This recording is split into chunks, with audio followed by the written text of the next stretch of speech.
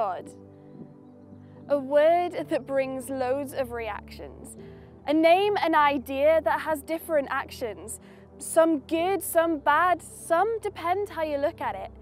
But ask the God question and many will raise their book at it.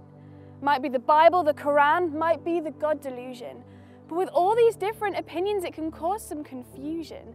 I mean, is there a God? Is there one God or many? Or is it all made up and there aren't really any? Could it be that God would create something that he couldn't move? And why do billions believe in something they can't prove? But let's assume, big assumption, that there's a God who wants to be known. There's something of his divine prince that he wants to be shown. That if you just stop for a second and look at the oceans, trees, stars, they're his colouring book. And that's a big part of God, also known as creator.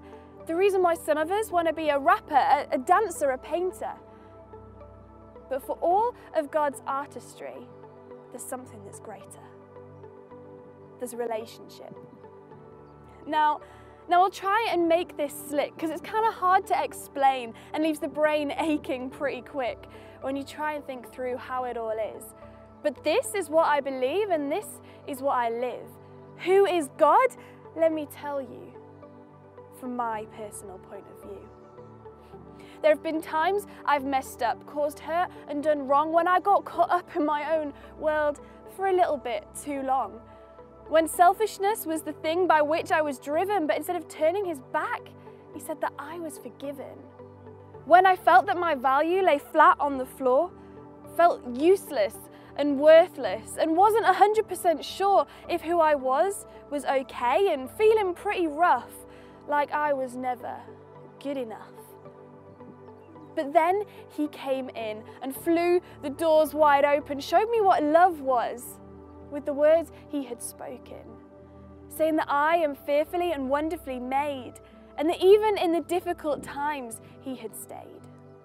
I've seen him take sadness and toss it away. I've seen him take brokenness and make it okay.